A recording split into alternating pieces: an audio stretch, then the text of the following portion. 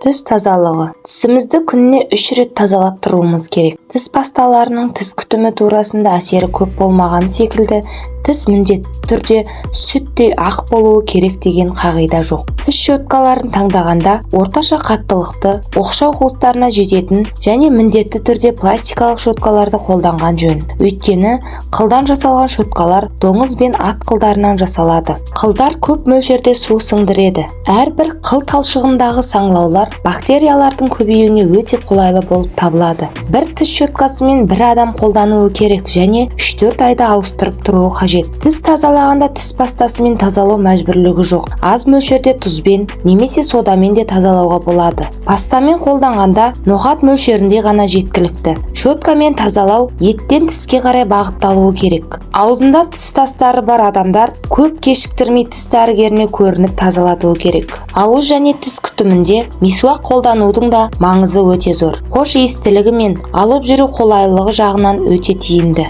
Мисуақты тұрақты қолданғандарда тіс шірігінің тоқтағаны, тіс еттерінің бекем болғандығы, жағымсыз иістің қалмағандығы байқалады. Мисуак араб елінде өсетін ерақ ағашының бұтағы. Қазақ халқының көрнекті ғалымы әрі алғашқы кәсіби дәрігері Халел Досмұхамедұлы да тістің тазалығына зор мән берген. Аузыңды таза ұстасаң, тіс ауруының көбінен құтыласың. Тамақ жеген сайын тісіңді мисуакпен жақсылап тазала. Ішкен жеген сайын және ертеңінде, кешінде аузыңды тазалап шайып отыр. Ғалымның бұл сөздері әрбір адамның есінде жүрер ережеге айналуы шарт. Тіс жіптерін де щетканың жете алмаған тұстарында қолдануға болады.